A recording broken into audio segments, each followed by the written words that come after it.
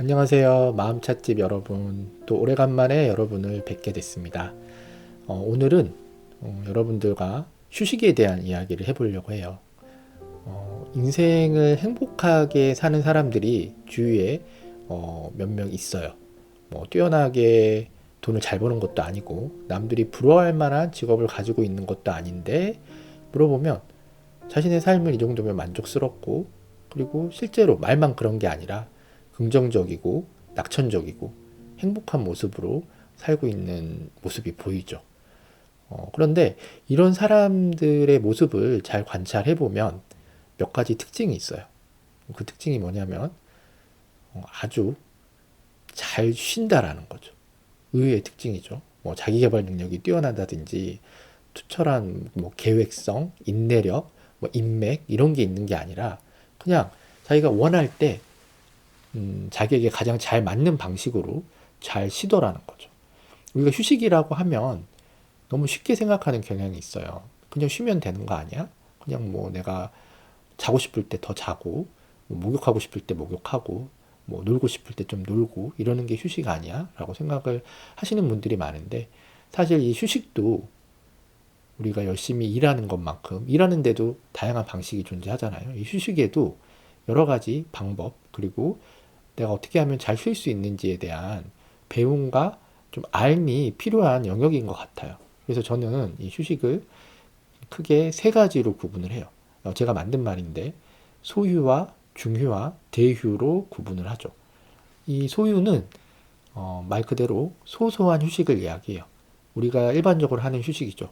뭐 회사 끝나고 스트레스 받는 것들을 풀기 위해서 뭐 지인들을 만나서 가볍게 뭐 차를 한잔 한다든지 술을 한잔 하고 뭐 영화를 보기도 하고 뭐 산책을 하기도 하고 이런 것들이 소유죠. 그리고 내가 밖에 나가는 것보다 집에 있는 걸 더 좋아한다. 그러면 뭐 암막 커튼을 치고 핸드폰을 꺼놓고 그동안 밀렸던 TV 드라마나 뭐 미드, 중두 이런 것들을 보면서 음식도 시켜서 먹고 뭐 맥주도 한 잔씩 하고 뭐 이런 식의 시간을 보내는 것 아니면 뭐 운동을 조금씩 할 수도 있고 등산을 간다거나 뭐 이런 것도 다 소소한 휴식 우리가 누릴 수 있는 그런 아주 일상의 작은 휴식들이죠.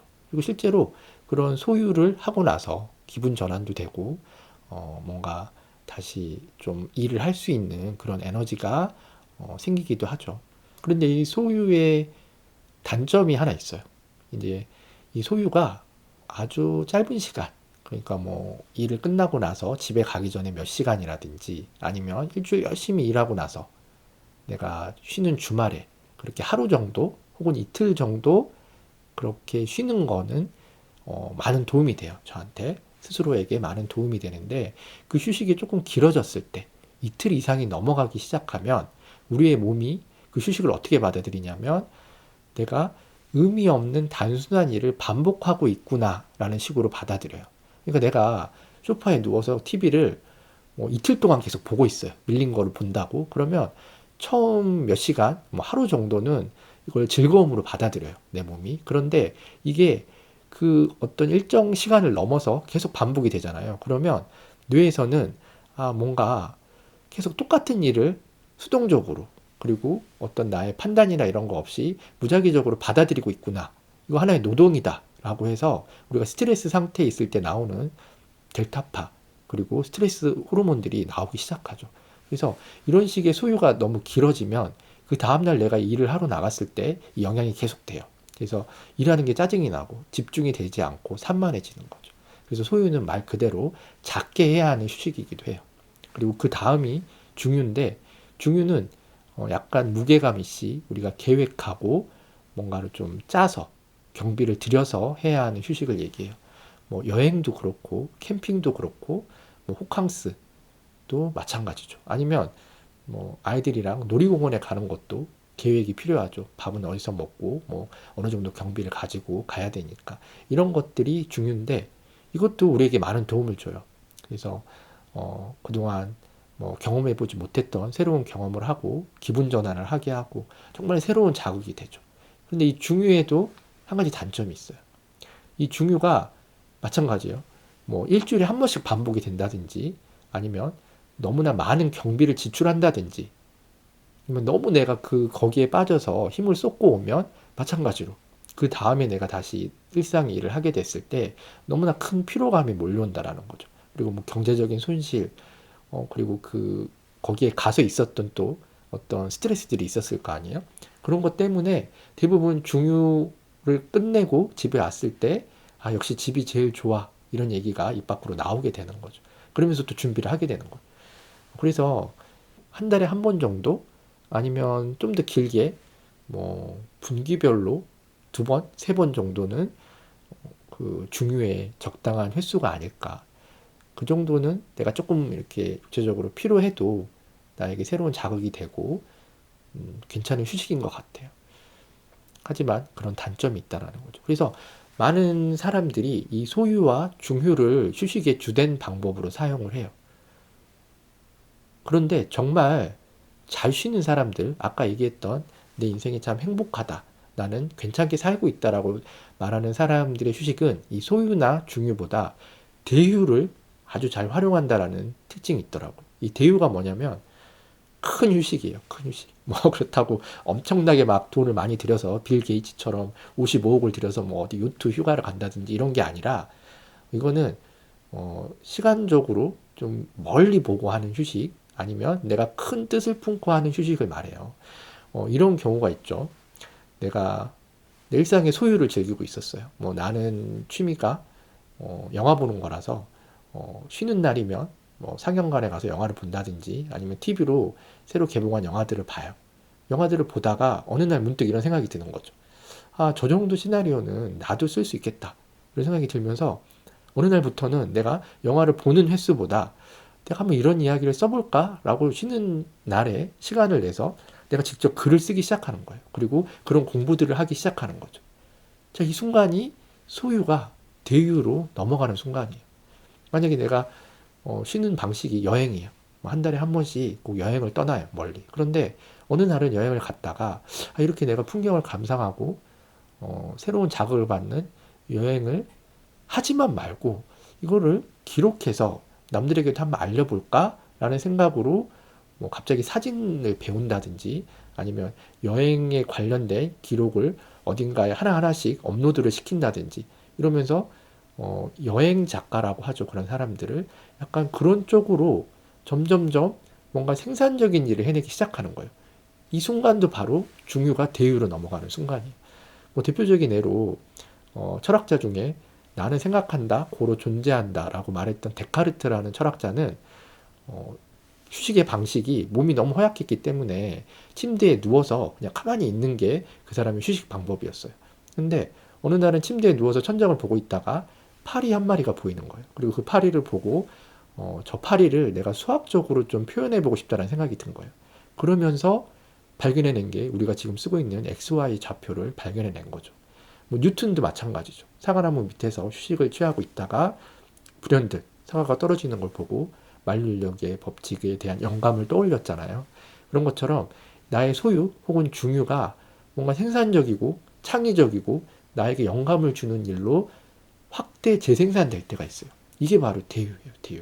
그러니까 내가 뭔가를 그냥 수동적으로 받아들이거나 즐기거나 느끼는 거에서 벗어나서 내가 뭔가를 만들어내고 창작해내고 거기서 영감을 얻어서 활용해내는 단계에 있는 휴식. 근데 또 이렇게 말하면 스트레스 받잖아요. 그냥 쉬면 되는 거 아니야? 그렇게 또 뭐 휴식에서까지 일 아니야? 라고 하는데 실제로 이런 것들을 즐거운 몰입이라고 하죠. 그 순간은 그러니까 나의 소유와 중유가 대유로 넘어가는 순간은 사실 나도 잘 알지 못했던 내 소질, 내 재능이 반짝하고 터지는 순간이기도 해요. 그래서 내가 잘 쉬는 사람일수록 내가 무엇을 잘하는지, 내가 어떤 소질이 있고 재능이 있는지를 잘 알아요. 발견해내는 거죠. 휴식의 시간에. 내가 뭔가 열심히 빠져서 이게 내가 잘하는 일도 아니고 해야 되는 일이기 때문에 하는 사람들이 너무 많잖아요.